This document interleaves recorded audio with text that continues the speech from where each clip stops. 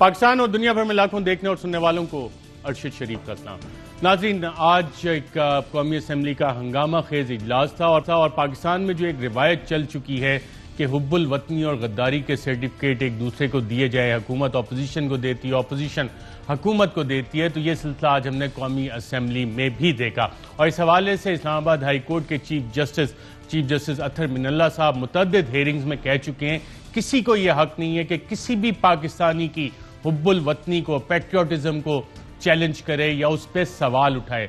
लेकिन शायद ये बात ना हुकूमत को समझ आती है ना अपोजिशन को समझ आती है, और बहुत गहरी बात है जो ऑनरेबल चीफ जस्टिस साहब कहते हैं कि इससे माशरे में जो पोलराइजेशन होती है, जिस एक्सट्रीम पे जाके माशरा डिवाइड होता है, तकसीम का शिकार होता है, उसके बाद फिर माशरों में केओस आता है, राइट्स ऑन द स्ट्रीट्स होते हैं, कोहराम मचता है गली मोहल्लों में। तो ये वो चीज़ है कि honourable chief justice Islamabad high court के ने जो बात की है उसे हुकूमत और मुतअद्दिद केसेस में उनकी ऑब्जर्वेशन हैं फॉलो करना चाहिए। लेकिन जो हालात अब इस नहज पे पहुंच गए हैं कि प्राइम मिनिस्टर साहब ने रिपोर्टर्स प्रोग्राम में साबिर शाकिर और चौधरी गुलाम हुसैन साहब से इंटेलिजेंस एजेंसीज की बुनियाद पे जो बात की थी, आज गालिबन अपोजिशन ने उसका कौमी असम्बली में भी जवाब दिया, और ख़ास तौर पे नून लीग की तरफ से जो बातें इस हवाले से आई हैं वो बहुत बड़े नेशनल सिक्योरिटी के सवालात भी उठा रही हैं, जिसमें ख्वाजा आसिफ साहब साबिक डिफेंस मिनिस्टर, उन्होंने सवालात उठाए, साबिक स्पीकर कौमी असम्बली उन्होंने उठाए, हुकूमत ने भी उसका जवाब देने की कुछ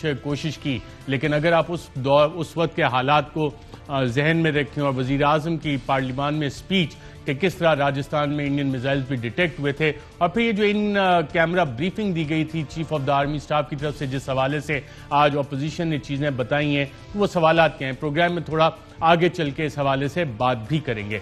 साथ साथ नाज़रीन, जो पाकिस्तान मुस्लिम लीग नवाज ने एक डील की थी, और आज मैं बाकायदा तौर पर लफ्ज़ इस्तेमाल कर रहा हूँ, डील की थी, वो डील खराब किस तरह से हुई, उस डील के चंद चीदा नुकात क्या थे। उसका एक हिस्सा तो गालिबन मियां नवाज शरीफ साहब को बाहर भेजने का था, जिसमें कि वफाकी काबीना पूरी तरह से मुलव्विस थी, सवाए 2-3 अफराद के। हुकूमत पंजाब पूरी तरह से मुलव्विस थी, और तमाम बयानात के बावजूद आज तक उस पर कोई इंक्वायरी कमीशन ना वफाकी हुकूमत ने बिठाया ना पंजाब हुकूमत ने। बयानात आपको बहुत सारे मिलेंगे, क्योंकि शायद वजह यह है कि इस सारे खेल में ये लोग सब मुलव्विस है। लेकिन इस डील के चंद और नुकात भी थे।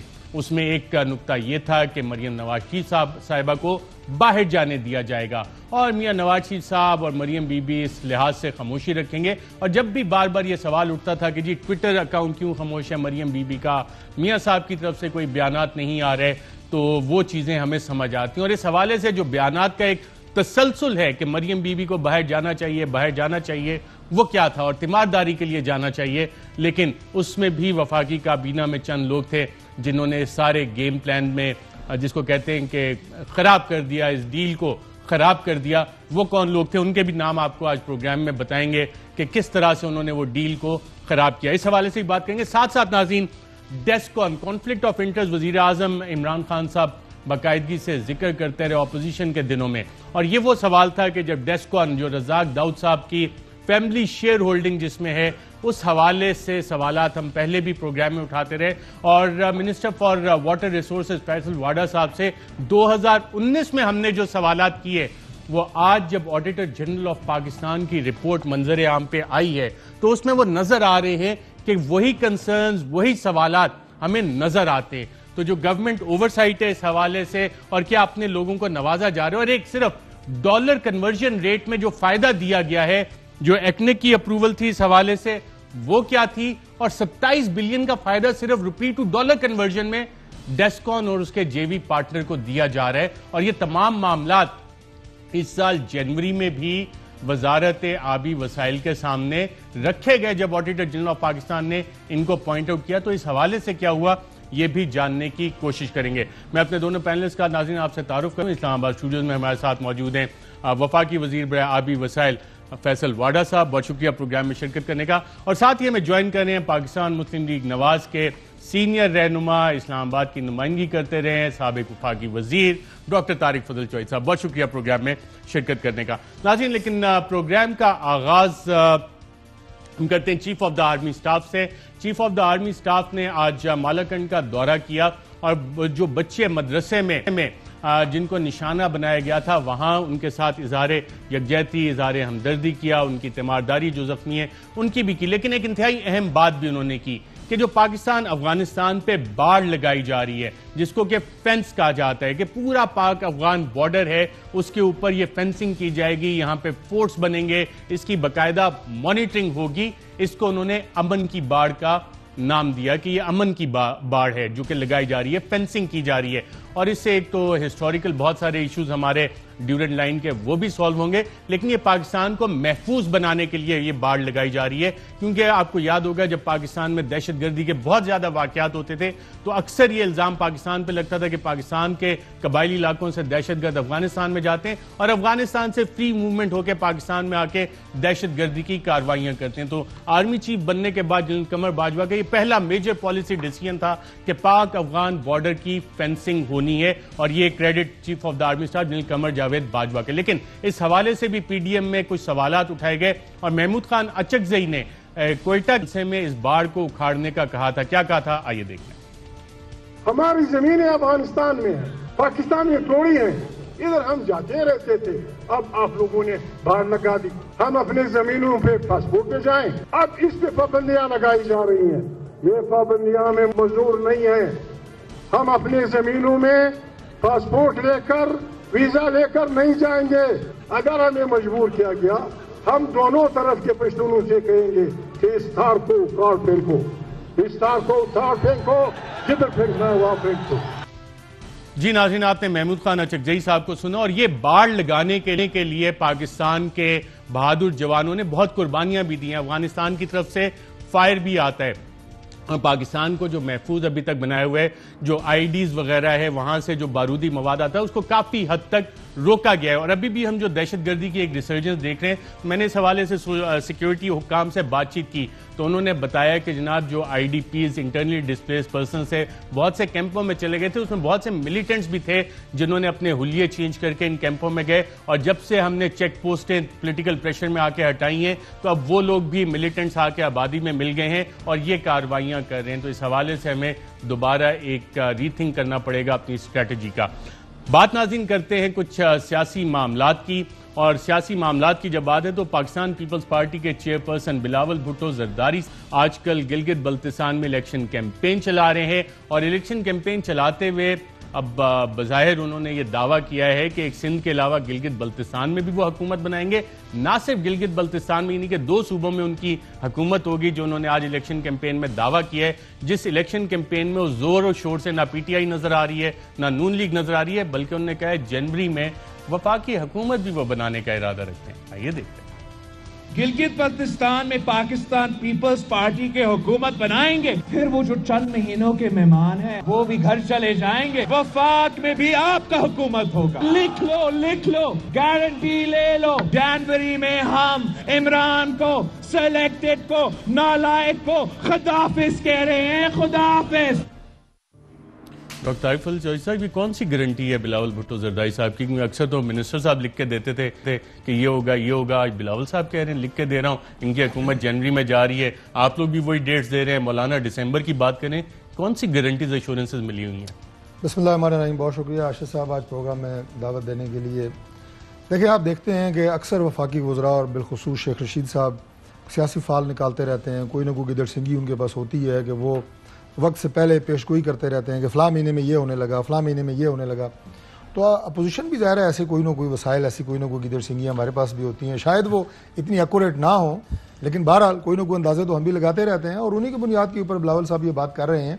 वैसे तो उनकी पार्टी के बंदे ही ज़ाहिर है सही तौर पर इसका जवाब दे सकते हैं, लेकिन आपकी पार्टी भी यही कह रही है, पीडीएम के प्लेटफॉर्म से भी। मैं आपको अर्ज किया नहीं, मैंने अर्ज किया कि दूसरी बात जो होती है, जो गारंटी होती है, वो पाकिस्तान के अवाम होते हैं। जो सबसे असल बात है वो ये है कि इस वक्त जो अवामी मसाइल हैं वो इस कदर गंभीर हो चुके हैं, इस कदर बढ़ चुके हैं। और मुझे खुशी हुई कि आज के प्रोग्राम में आपने जो अपनी इब्तदाई गुफ्तगू की, आपने बड़े कम्प्रीहेंसिव और उन मौज़ूआत पर बात की जिन पर बात होनी चाहिए। क्योंकि मैं जितने आज भी मेरा ये तीसरा प्रोग्राम है, जितने प्रोग्राम्स में जाओ वो बात सारी की सारी होती है जनाब जलसा, नवाज शरीफ, शहबाज शरीफ, गद्दारी के मेडल दिए जा रहे हैं एक दूसरे को, जनाब मतलब टकराव और एक दूसरे में तनाव की कैफियत, हुकूमत जो है वो हमारे जितने भी, मैं अपोजिशन की बात कह रहा हूँ, बिलखुसूस मैं अपनी जमात की बात कह रहा हूँ, उनके माजी के किस्से, माजी की कहानियाँ, एहतसाब हम नहीं छोड़ेंगे, NRO नहीं देंगे। भाई हम मुतअद्दिद दफ़ा ये बात कह चुके हैं कि एहतसाब ज़रूर करें और ज़रूर करें, लेकिन वो करें कि जिनको अदालतें भी कहें कि ये एहतसाब है। आपके एहतसाब को आज पाकिस्तान की अदालतें नहीं मान रही, वो उसे सियासी इंतकाम कह रही हैं। NRO ना किसी ने मांगा है, ना आपसे कोई मांग रहा है। 2 दफ़ा नवाज शरीफ को आप अंदर कर चुके हैं, 2 दफ़ा शहबाज शरीफ को अंदर कर चुके हैं, मरियम नवाज को 2 दफ़ा अंदर आप जेल में डाल चुके हैं। अंदर क्या होता है वो भी मैं आपको सुनाता हूँ। बेटियां जो हैं उनको आप अदालतों में बुला चुके हैं, बेटों को इश्तारी किया हुआ है। तो कौन सा NRO किसी ने मांगा है आपसे? अभी भी कोई नहीं मांग रहा। मैं सिर्फ ये कह रहा हूँ कि वो तमाम मसाइल जो प्रोग्रामों में डिस्कस होने चाहिए वो नहीं होते। अवाम जो है जिस बुरी तरह परेशान है, ये गारंटी होती है जो अपोजिशन को होती है कि आप सब्र का पैमाना जो है वो लबरेज हो चुका है। वो अवाम आपके साथ है और अवाम की गारंटी है। और नाज़रीन, एक तरफ वफाकी काबीना, शायद इस हवाले से वज़रा को कहा गया है कि फ्रंट फुट पर रह के खेलें। फैसल वाडा साहब हमारे साथ मिनिस्टर साहब बैठेंगे, ऑलरेडी बड़ी पैशनेटली बात करते हैं। लेकिन साबिक वज़ीर आज़म राजा परवेज़ अशरफ साहब ने आज कौमी असम्बली में कहा कि जो कुछ होने जा रहा है हमें नज़र आ रहा है और इनके ओसान ख़ता हो रहे हैं। क्या कहा उन्होंने, आइए देखते हैं। आप हौसला रखें, आपके नर्व्स टूट रहे हैं, मुझे पता है। आपके चेहरे पर जो हवाइयां उड़ रही हैं, मैं एक सियासी कारकुन के तौर पर पढ़ सकता हूं। मुझे पता है क्या आपका होने वाला है। मिनिस्टर साहब, ये क्यों हवाइयां उड़ रही हैं? और फ्लोर ऑफ द पार्लियामेंट पे ये बात साबिक वज़ीर आज़म कह रहे हैं, चेयरमैन पाकिस्तान पीपल्स पार्टी कह रहे हैं लिख के दे दूंगा। अक्सर लिख के आप देते हैं और बातें सही हो जाती हैं, वो लिखने पे आ गए कि जनवरी में हुकूमत बनाएंगे वो। बहुत शुक्रिया आशिफ साहब। देखिए आशिफ साहब, जब हमारे मुल्क की बदनसीबी और बदकिस्मती ये हो कि जो साबिक वज़ीर आज़म है उनके ऊपर अरबों रुपए के करप्शन के चार्जेस हों और वो ब्लैक एंड वाइट उन चार्जेस से निकल जाए, तो इस मुल्क के अंदर फिर चोर जो है वो सीना खोल के बैठता है। चार्जेस से निकल जाएं क्या मतलब? तब वो तो उनके ऊपर कोई चीज़ साबित नहीं हो सकी ना। उनके ऊपर जो बिजली के सारे कॉन्ट्रैक्ट के केसेस थे, तो इस मुल्क में तो यही होता रहा है। इस मुल्क में जब तो आपने की थी कारके के साथ, देखिए जब आप मुल्क में कारके के साथ, हालांकि ISI ने उस पर बहुत अच्छा काम किया, सारे सबूत आपको इंटरनेशनली ला के दिए, आपने दोस्ती के चक्कर में राइट ऑफ कर दिया। जब राइट ऑफ किया तो सारे केसेस तो बंद होने। अर्शद साहब, मैं तो उस डिबेट में नहीं जा रहा। मैं आपको ये कह रहा हूँ कि अगर पाकिस्तान की हिस्ट्री आप देखें तो जब एक गरीब आदमी पकड़ा जाता है तो आप उसको सड़क पर लेता भी मारते हैं, जूते भी मारते हैं, उसको जेलों में भी रखते हैं। उसकी 15 दिन की सजा में उसकी बारी हेयरिंग की 15 महीने बाद आती है और उसके बाद भी पेंड हो जाती है कि वो देर हो जाती है, कभी सवेर हो जाती है, कभी पुलिस वाले नहीं ला सकते, कभी ट्रांसपोर्टेशन नहीं होती। और अमीर आदमी की जब भी बार बार बड़े चोर की, बड़े डाकू की, मुल्क दुश्मन की जब भी बारी आई है, उसके साथ क्या हुआ मैं आपको हिस्ट्री रिपीट कर देता हूँ। काकड़ साहब के साथ मसला नवाज शरीफ का, मुशर्रफ के साथ मसला नवाज शरीफ का, राहिल शरीफ के साथ मसला नवाज शरीफ का, बाजवा साहब के साथ मसला नवाज शरीफ का, DG ISI के साथ उनका मसला, ज़हीरुल इस्लाम साहब के साथ सर्टिफिकेट फिर उनको जाते हुए दिया कि आपने बड़ी ज़बरदस्त खिदमत की। बाजवा साहब के ऊपर इल्ज़ामात, फ़ौज को गालियाँ, इंस्टीट्यूट को गालियाँ, अदलिया को बुरा भला गालियाँ। और आपने बयानिया देख लिया कि जी हम मायनी खेज अपने का इदारों के साथ मुज़ाकरात करने को तैयार हैं। यानी गर्दन पकड़ी, नहीं चला तो पैरे पे आ गए। यही मैंने जूता दिखाया तो लोगों को बहुत तकलीफ हुई थी मेरी। यही बाजवा साहब, आपको पता था कि आपके खिलाफ करें, आपका मैंडेट छीन लिया, आपका सब कुछ किया, आपने एक्सटेंशन के लिए वोट दिया। दूसरे दिन अब आप बाजवा साहब को बुरा भला कह रहे हैं। ये ड्रामेबाजी पाकिस्तान में बंद होने की ज़रूरत है। और पाकिस्तान में अगर बंद नहीं हुई तो इंतजाम चाहे हेलीकॉप्टर केस में डिबार किया नवाज शरीफ साहब को, वो फिर वापस इलेक्शन में आ गए। उससे पहले 9 साल का एग्रीमेंट सऊदी अरेबिया करके गए, बीच में आए बांध के मुशर्रफ ने वापस जहाज़ का भेजा, फिर कहा हमने नहीं किया, फिर एग्रीमेंट शाही खानदान ले आए के गए थे। उसके बाद बेटी साहिबा कहती हैं कि जी हमें पता नहीं कब कोई डिनर पे मिला था। कहा फिर मैंने टीवी से सुना, फिर कहा जी मेरे और मेरे वालिद की बात हुई थी। चलें जी वो बीमार हैं, वो आज भी बीमार हैं, हमें नज़र आ रहा है कितने बीमार हैं। और फिर जब ऐसा आदमी बीमार हो जिसपे कन्विक्शन हो चुकी हो, जुर्म साबित कर दिया हो, तो हमारे मुल्क में समेत हमारे हमदर्दी जाग जाती है पूरे पाकिस्तान की कि इसके साथ कुछ हो गया तो क्या होगा। और 22 करोड़ लोगों के अंदर रोज 22,000 आदमी मरता है। उसका किसी ने पूछा है मॉडल टाउन के ऊपर कत्लो गारत हुई, आज तक कुछ हुआ?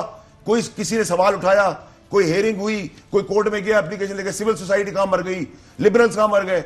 वो प्रेग्नेंट औरतें जो बच्चे जिनके पेटों में थे उनको गोलियां मुंह पे मारी गई, उस पर पूछा किसी ने? सारे बंदे भगा दिए, उस पर पूछा किसी ने? मेमोगेट स्कैंडल हुआ, उस पर किसी ने पूछा? ये नया डॉन लीक्स हुआ, उस पर किसी ने पूछा? ये ड्रामा और मजाक 65 साल से पाकिस्तान, मेरी और आप, मेरी उम्र कम है, ड्रामे ज्यादा बड़े ले लूं, फिर मैं अगले चीज पे एक मिनट साहब। फिर आप आए बहादुर मिल्लत की तस्वीर के साथ, मरियम नवाज अपने आप को जोड़ी है, वहां जाके कायद के मजार पे आप झंडे गाड़ रहे हैं, उनके कब्रिस्तान में पथराव कर रहे हैं, ये सारे एक्शन पॉइंट ले, मैं तो कहते हैं आईजी को किडनैप करके ले गए, स्टोरी आगे भी, आईजी को किडनैप करके ले, आईजी एफआईआर आज तक नहीं कटाता, हम पुलिस से क्या मदद मांगेंगे जिसके आईजी को लोग उठा के ले जाते हैं। ये सब ड्रामेबाजी बंद होनी चाहिए, ड्रामेबाजियां बंद होनी चाहिए। डॉक्टर तारिक अल-जोई साहब, मैंने अपनी इब्तदाई गुफ्तगू में जो बात आपसे की थी, हमारे भाई वफाकी वजीर ने बिल्कुल उस रवायत को कायम रखा। मैं छोटा सा वाक़या आपको सुना देता हूँ, इनकी सारी गुफ्तगू का जवाब उसमें आ जाएगा। एक शख्स अपने पुराने कॉलेज में गया दौरा करने के लिए, विजिट करने के लिए पुराने कॉलेज को, तो गया और उसने कहा जी same old canteen, same old garden, same old office, same old gate. Library में क्या कहता है, सेम ओल्ड लाइब्रेरी। वहाँ एक बच्चा और बच्ची बैठे स्टडी कर रहे थे, कहता सेम ओल्ड रोमांस। वो लड़के ने कहा जी हम तो कंबाइंड स्टडी करते हैं, कहता same old excuses, same old story, same old, मतलब जिसका न कोई सर है न पैर है। मैंने आपसे पहले कहा था अवाम की बात नहीं होगी। मैं छोटी सी बात करूं, मेरा भाई नाराज ना हो, जो इस वक्त उन्होंने घड़ी पहनी हुई है, मैं जातियात की बात नहीं कर रहा, मैंने खुद यही ब्रांड पहना हुआ है, इतनी महंगी नहीं है, बहरहाल 45 लाख की ये घड़ी है।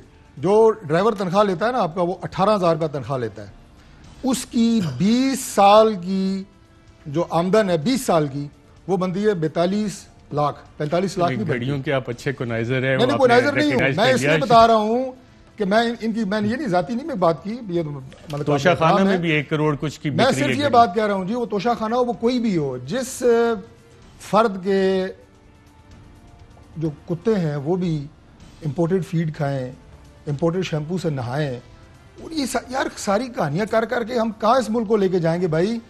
आपने जो इशू पे बात की, मैंने आपसे गरीब की बात की, अब ये बात की इन्होंने, अब देखें चीनी का स्कैंडल सबसे बड़ा स्कैंडल, आटे का स्कैंडल सबसे बड़ा स्कैंडल, उन चीजों को कंट्रोल करें। आज आप मुझे बताएं कि 80% नहीं 90% पाकिस्तानी जो हैं वो इस चक्कर से बाहर ही नहीं आ रहे। अच्छा, और ये सवालात आज को मैं एक आखिरी जुमला कह दूं, कहते हैं जो लोग बाहर नहीं आ रहे, हमारे ऊपर ये भी इल्जाम था अपोजिशन में, लोग आ नहीं रहे, चले जलसे अच्छे हो रहे हैं, बुरे हो रहे हैं, छोड़ें उस बात को, वो खुद लोग देख रहे हैं। लोग बेचारे क्या करें, लोग तहरीक नहीं निकाल रहे, लोग बाहर नहीं आ रहे, हुकूमत के खिलाफ निकल क्यों नहीं रहे?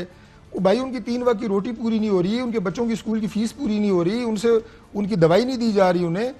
गरीब लोग कहाँ तक पहुंच गए हैं, क्या क्या अपना बेचने पे तैयार हैं, इसका हमें एहसास है कि अल्लाह की तरफ से पकड़ भी हो सकती है। और ये आज कौमी असेंबली में भी ये सवालात इस हवाले से उठ रहे हैं और गद्दारी के सर्टिफिकेट बांटते फिर शायद फैसल वाडा साहब उन चंद लोगों में से हैं जो वजह बने कि पाकिस्तान डेमोक्रेटिक मूवमेंट का क़याम भी अमल में लाया जाए। उसकी वजह यह है कि वफाकी काबीना में बैठ के इन्होंने और 1-2 और शायद वफाकी वज़रा थे जिन्होंने बाकायदा तौर पे ये इशू एजिटेट किया, शोर मचाया, गुस्सा दिखाया कि जी मरियम नवाज साहिबा को बाहर नहीं जाने देना चाहिए। और क्या डील इस हवाले से ये थी कि मियां नवाज शरीफ साहब बाहर गए, जिसमें कि वफाकी हुकूमत, सूबाई हुकूमत, इनका तमाम पैराफर्नीलिया उसमें शामिल था कि जी बाहर जाने दिया जाए। और उस वक्त भी चंद वज़रा थे जो कहते हैं ऐसा नहीं होना चाहिए। उसके बाद मरियम बीबी की जब बात आई तो काबीना में यह फैसला हुआ कि जाने नहीं दिया जाएगा। और ये वो वक्त था जब आपको नाज़रीन याद हो कि टीवी स्क्रीन्स पे, प्रेस कॉन्फ्रेंसेस में, मीडिया टॉक्स में ये बात कही जाती थी कि मरियम बीबी को बाहर जाने दिया जाए।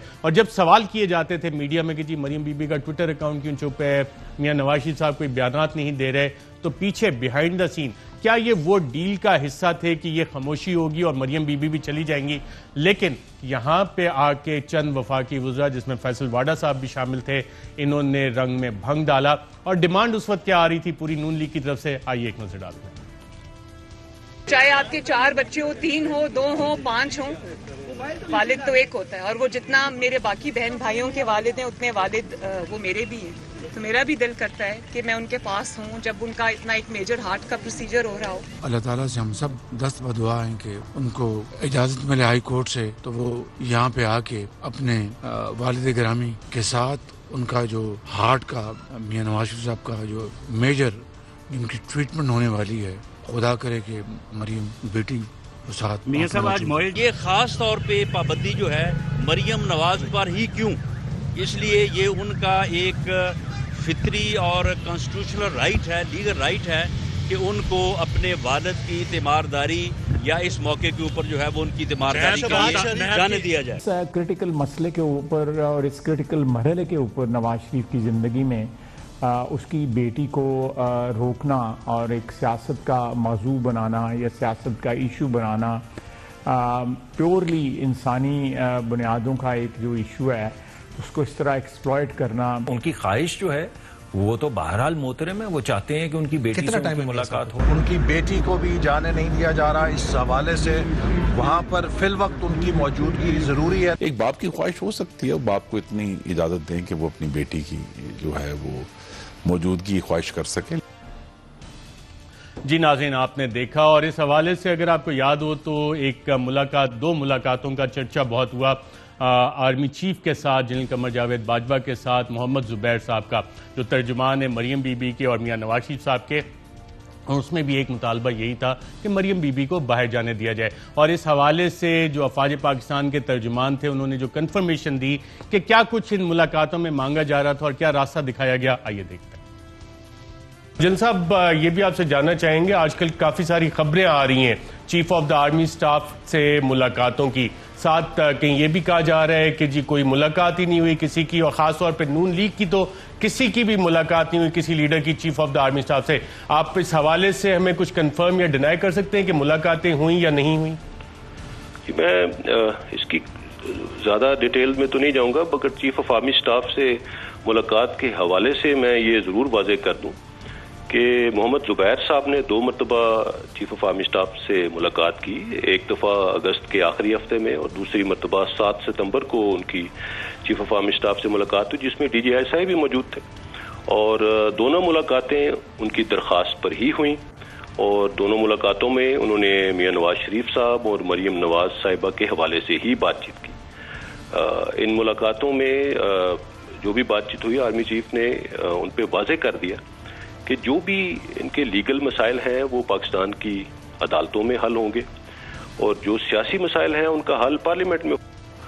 इन मामलात से फौज को दूर रखा जाए। मैं इस बारे में इससे ज़्यादा मजीद कुछ नहीं कहना चाहूँगा। जी नाज़रीन, आपने ये डेट देखी कि कब ये सारा सिलसिला शुरू हुआ था, और इस हवाले से अगर मैं आपको तारीखें बताऊं तो जुबैर साहब 26 तारीख को कराची से चले थे, 27 तारीख को पहली उन्होंने मुलाकात की थी chief of the army staff से, 27 अगस्त को, और उसके बाद 7 सितंबर को दूसरी मुलाकात की थी जिसमें DGISI भी मौजूद थे। और अगस्त में मरियम बीबी को जब ये वाज़ेह हो गया, बता दिया गया, मैसेजेस आ गए कि जी जाने नहीं दे रहे, तो उन्होंने बाकायदा कहा था अगस्त ही में, जिसके बाद जुबैर साहब की मुलाकातें हुई गालिबन 11 अगस्त को, कि जनाब मुझे होस्टेज के तौर पर रखा हुआ। फिर 27 अगस्त को जुबैर साहब की मुलाकात हुई थी। क्या कहा था मरियम बीबी ने, आइए देखते हैं। मैंने मियाँ साहब के साथ जाना चाहा, मैं ही ख्याल रखती थी उनका, मुझे एक सोचे समझे मंसूबे के तहत मियाँ साहब के साथ नहीं जाने दिया, तो मैं इस नतीजे पे पहुंची हूँ कि मुझे इधर एज हॉस्टेज रखा हुआ था, और होस्टेज रखा हुआ है। और इन मुलाकातों के बारे में चीफ ऑफ द आर्मी साहब वज़ीर आज़म को भी बताते रहे, और वज़ीर आज़म ने रिपोर्टर्स प्रोग्राम में अपने इंटरव्यू में इस हवाले से क्या कहा, आइए देखते हैं। ये भी हमने बड़ी गलती की। मुझे हालांकि जनरल बाजवा कहते थे कि ये मिल रहे हैं, फलाना मिलने आ रहा है, मैं इनसे कॉन्वर्सेशन, मैं आज समझता हूँ कि बिल्कुल गलती की, इनको मिलना ही नहीं चाहिए था। क्या फ़ायदा हुआ मिलके? आज ये जो गालियाँ निकाल रहे हैं, जो ये ज़बान इस्तेमाल कर रहे हैं फ़ौज के ख़िलाफ़, तो दुश्मन भी नहीं ऐसी ज़बान करते, तो क्या फ़ायदा हुआ? वो जो भी मिल रहे थे वो चाह क्या रहे थे? NRO चाह रहे थे कि जो हमारी चोरी माफ़ कर दें। तो जब या तो फैसला कर लें कि आपने इनकी चोरी माफ़ करनी है, मैं तो ये कह रहा हूँ कि मेरी कब्र भी खोद देना, तो मैं तब भी, जब तक मैं जिंदा हूँ, मैं कभी इनको माफ़ नहीं कर सकता। ये सर आपकी नॉलेज में था सारा कुछ, जो मुलाकातें कर रहे थे? जी, मुझे बताया, जनरल बाजवा मुझे बताते रहते थे। हमने जब देना ही नहीं था इनको NRO, तो इनसे मुज़ाकरत किस चीज़ की हम कर रहे थे? जी नाज़रीन, आपने सुना, और अब मैं आपको ये भी बता दूं कि ऑनरेबल मिनिस्टर फैसल वाडा साहब, federal minister for water resources, ये खुद जिम्मेदार है PDM के क़याम के, क्योंकि इन्होंने काबीना के इजलास में वज़ीर आज़म पाकिस्तान से मेरी इत्तला के मुताबिक ये कमिटमेंट ली थी कि मरियम बीबी को बाहर नहीं जाने दिया जाएगा। ऐसे ही है सर? बिल्कुल ऐसे। नाज़रीन, एक वक्फा लेते हैं, वक्फे के बाद आके कौन को जो फ़ायदा दिया गया रज़ाक दाऊद की फैमिली रिलेटेड बिजनेस कंसर्न को, सिर्फ डॉलर का रुपये कन्वर्शन में 27 अरब को, और 183 बिलियन का ठेका कैसे दिया गया, उस पर ही बात करेंगे। इस डील के हवाले से दोनों अपने मेहमानों से भी पूछेंगे, और साथ साथ अहम मामला अभिनंदन का जो आज कौमी असेंबली में उठाया गया, एक वक्फे के बाद।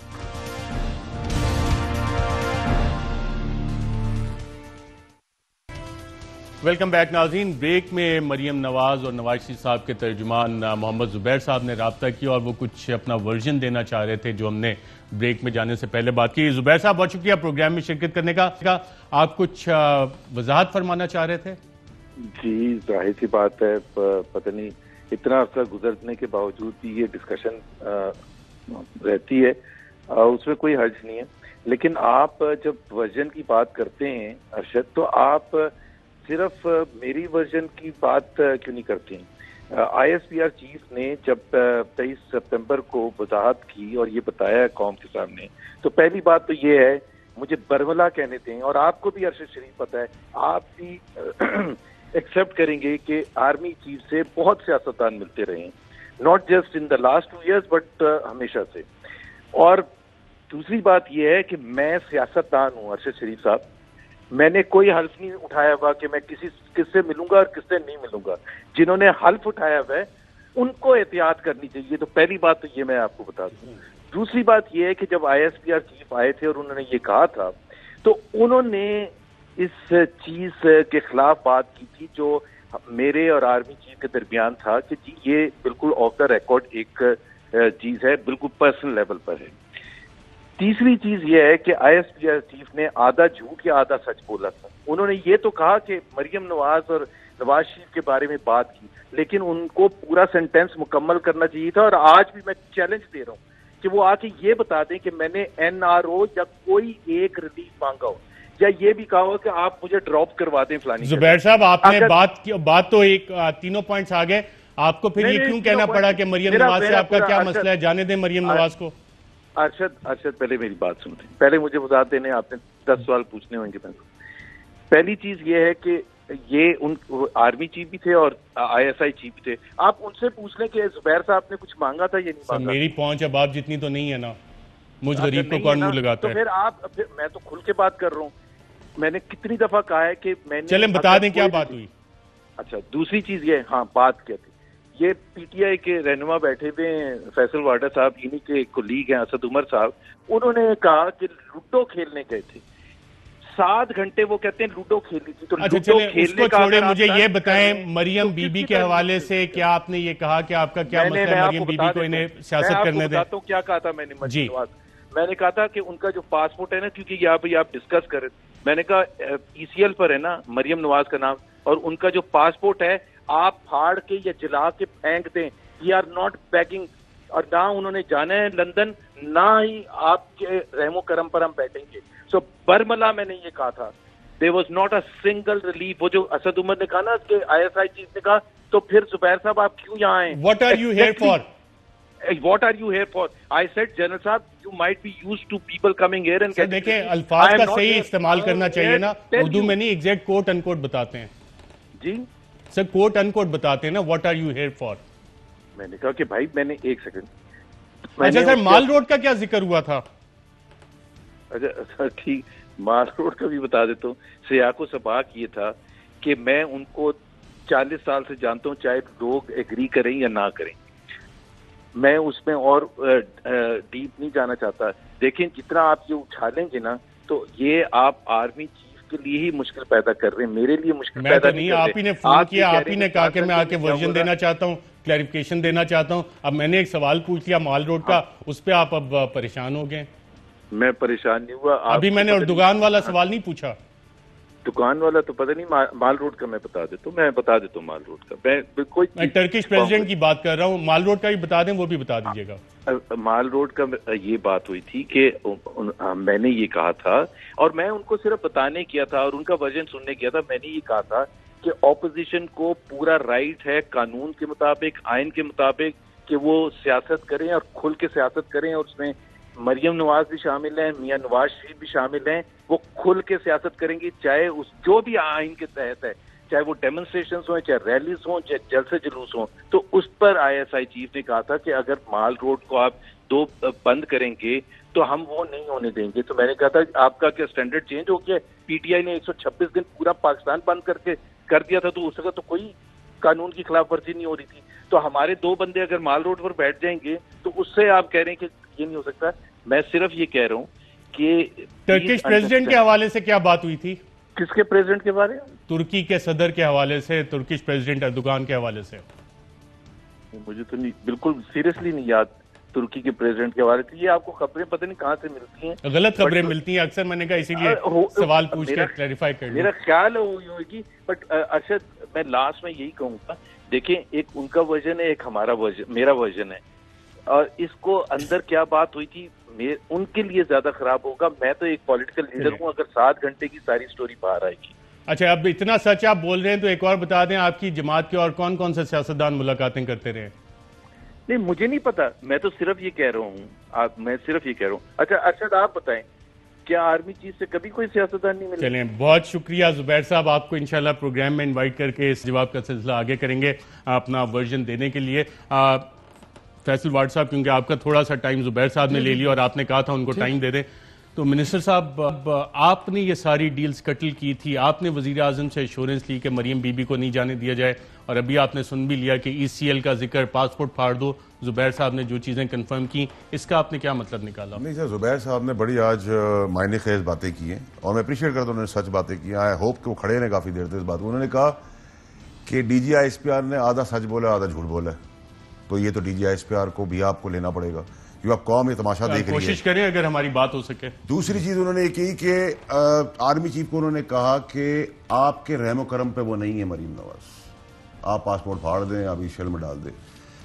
मैं जितने भी जाती ताल्लुकात हों, लेकिन आप अगर अपने लीडर को रिप्रेजेंट कर रहे हैं जाके, जो आपकी लीडर और लीडरान मानते नहीं रहे, आज मान लिया आपने चीफ आर्मी साहब को जाके कहा, वो चीफ आर्मी साहब नहीं था, वो आपका बंटे खेलने वाला दोस्त था, आई एम श्योर हो सकते हैं, लेकिन आपने उनसे कहा कि हम आपके रहमो करम पे नहीं है। भाई आपके रहमो करम पे नहीं है तो आप उनके पास गए क्यों? और हमने तो कभी ये ऑब्जेक्शन नहीं उठाया कि आप फौज से नहीं मिल सकते। हम ये कहते हैं अपनी फौज है, हिंदुस्तान की फौज नहीं, इसका बेड़ा गर्क ना करें, इसको गाली ना दें, इसको रिडिक्यूल ना करें, और जब मिले तो पब्लिक में आके कहें हम मिले थे, हमारी अपनी फौज है, हमारे फौज से सलाह रहे, मुकरे ना। जब आपको यहाँ से पकड़ते हैं तो आप पैर पे आते हैं, पैर छोड़ते हैं तो आप गला पकड़ते हैं। एक और वफाकी वजीर थे जिन्होंने इस हवाले से बहुत शोर मचाया था, उनका भी नाम लेना पसंद करेंगे आप? फवाद चौधरी साहब थे, उसके अंदर उसके अलावा तो और कोई नहीं था। नवाज शरीफ के जाने पे भी बहुत ऑब्जेक्शन हो रहा था। हमने PM कहा था ये जाली रिपोर्ट्स है, ये पूरा ड्रामा जो 65 साल से होता रहा है वही हो रहा है, लेकिन PM साहब क्योंकि साफ दिल और हमदर्द और डॉक्टर अकमल चौधरी साहब को समझ आती है, बतौर एक सियासतदान आप समझ लेंगे PDM के बनाने में फवाद चौधरी और फैसल वाडा साहब का हाथ है, खालिक इसके ये इन्होंने बुनियाद डाली। मरियम बीबी ये असल में 3-4 ही बंदे हैं काबीना में, ये 3-4 बंदे हैं जिनका बहुत सारी चीज़ों में हाथ है, 1-2 चीज़ों में नहीं है, हर चीज़ में ये 3-4 बंदों को ही हाथ है। और अल्लाह ताला, मैं तो ये दुआ कर सकता हूँ कि इनसे वो काम कराए जिससे किसी गरीब का भला हो, इस मुल्क का भला हो। ये जो अभी आपने बात की है ना जी मियाँ साहब के जाने की, मैं सिर्फ एक बात कहूँगा, लंबी चूंकि प्रोग्राम का मौजूद आपका और है कि नवाज शरीफ को बाहर भेजने के हवाले से जो मेडिकल बोर्ड्स थे वो तमाम के तमाम वफाकी और सूबाई हुकूमत जो तहरीक इंसाफ की है उसके ज़ेर एहतमाम थे। जो गुफ्तगू की जुबैर साहब ने, मेरा ख्याल है उन्होंने अपना पॉइंट ऑफ व्यू जो है वो बड़ी तफसील से दे दी है, उस पर मजीद मैं क्या मजीद करने की जरूरत नहीं। और नाज़रीन, यहाँ एक वफ़ा के बाद कॉन्फ्लिक्ट ऑफ इंटरेस्ट, मुफादात का टकराव, इस हवाले से वज़ीर आज़म इमरान खान साहब बहुत चीज़ें बताते, लेकिन इससे पहले कि मैं ब्रेक पे जाऊँ, जेल में मुलाकातों का भी सिलसिला होता है नाज़रीन, और साबिक वज़ीर आज़म शाहिद खाकान अब्बासी साहब ने एक इंटरव्यू में यह कहा है कि उन्हें जेल में भी एक सवाल का जवाब देते हुए कि वज़ीर आज़म बनने की ऑफर्स होती रही, क्या कहा, आइए देखते हैं। जेल के अंदर भी बराह रास्त मुझसे कभी रब्ता नहीं हुआ, लेकिन बहुत से दोस्त ऐसे हैं जो इदारों से भी उनके राब्ते हैं, फौज से भी हैं, इंटेलिजेंस के इदारों से भी हैं, हमारी भी उनसे वाकफियत है। वो आए 3-4 ऐसे लोग हैं, उनके नाम बताने की ज़रूरत नहीं है, लेकिन वहाँ यही बात थी कि एक ज़ाती तौर पर भी आपको फ़ायदा मिल सकता है, जमात भी हुकूमत में हिस्सेदार बन सकती है या हुकूमत में आ सकती है। तो मेरा उनको हमेशा ये जवाब रहा कि ये किसी एक शख्स के फैसले नहीं होते, ये जमात के फैसले होते हैं। मेरा ताल्लुक एक जमात से है, मैं उसी जमात का वज़ीर-ए-आज़म बना था। तो अगर आपने कोई बात करनी है किसी से तो वो नवाज शरीफ साहब से करनी पड़ेगी, लेकिन नवाज शरीफ साहब भी एक जमहूरी अमल के अंदर रहते हुए ही आपसे बातचीत करेंगे, वो किसी जाती मुफाद के लिए नहीं करेंगे, वो किसी आमरीत या हाइब्रिड मॉडल को आगे बढ़ाने के लिए नहीं करेंगे, वो आपसे जमहूरियत की बात ही करेंगे। तो यही मेरा जवाब, जनरल मुशर्रफ के ज़माने में भी यही जवाब था, इस दफ़ा भी जेल के अंदर, जेल से बाहर भी यही जवाब था, और आज भी यही जवाब है। जी नाज़रीन, आपने अक्सर सुना होगा कि पाकिस्तानी जेलों से रास्ता सीधा वज़ीर-ए-आज़म की कुर्सी तक जाते हैं और बैरिस्टर एतजाज़ अहसन साहब ने आज से 2 हफ्ते पहले हमारी प्रोग्राम में कहा था जेल में बड़ी बड़ी मुलाकातें होती है। एक ही कन्फर्मेशन आपने देख ली, शहबाज शरीफ साहब से भी कुछ मैसेजिंग हुई, कुछ मुलाकातें हुई अंडर कस्टडी नैब DG नैब लाहौर की मौजूदगी में, वो एक अलग सिलसिला है। यहाँ पे एक वक्फा लेंगे नाज़रीन, वक्फे के बाद मुफादात का टकराव, रज़ाक दाऊद साहब की डेस्कॉन को कितने अरब का फायदा दिया गया, ऑडिटर जनरल ऑफ पाकिस्तान की रिपोर्ट क्या कहती है, वजीर साहब मौजूद हैं एक वक्फे के बाद।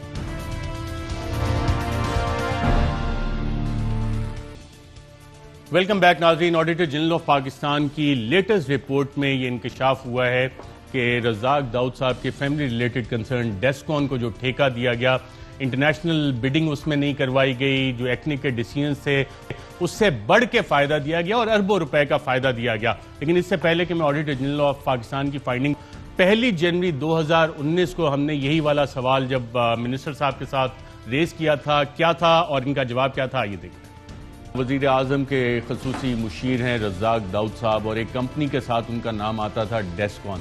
इतलात ये हैं कि इस कंपनी को 309 बिलियन के एक जॉइंट वेंचर में ठेका दिया गया है। वज़ीर साहब, गालिबन ये आप ही की वजारत से ताल्लुक़ रखता है, तो रज़ाक दाऊद साहब की डेस्कॉन को क्या आपकी हुकूमत ने ठेका दिया है? अरशद साहब देखिए, सबसे पहले तो मैं आपको बड़ा क्लियर कर दूं कि सर मैं अपनी मिनिस्ट्री की डोमेन में किसी को आने नहीं देता। I am very clear and मेरे इंडिपेंडेंट चार्ज है उसका और प्राइम मिनिस्टर साहब का कॉन्फिडेंस है और ये बिल्कुल बेबुनियाद और गलत खबर है। इससे इंशाल्लाह आपकी इजाज़त से अगर आप कोई टाइम दें तो थोड़े अरसे बाद कोई अच्छे मजीद प्रोग्राम पे आप टाइम देंगे हमें। सर मैं आपके लिए आज से मेरे दरवाजे खुले।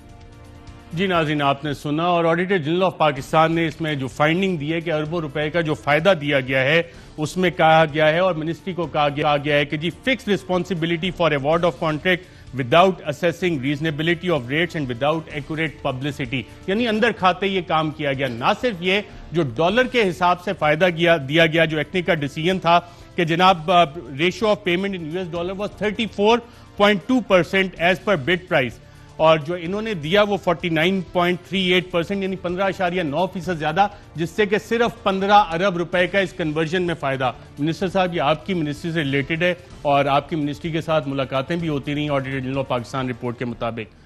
ये कॉन्फ्लिक्ट ऑफ इंटरेस्ट और आपके वजारत में फायदे बिलियंस के अपने लोगों को। देखिए अरशद साहब, सबसे पहले तो ये कि रज़ाक दाऊद साहब मेरे बाप तो है नहीं और अगर कॉन्ट्रैक्ट देने में मुझे कोई फ़ायदा होता तो मुझे समझ में भी आता कि मेरे बाप को मिल रहा है या मुझे करप्शन या कोई धोखा कर रही में कोई फ़ायदा होने वाला है। तो ये तो ब्लैक एंड वाइट है कि मेरा खाता या कंसर्न उनके साथ नहीं है।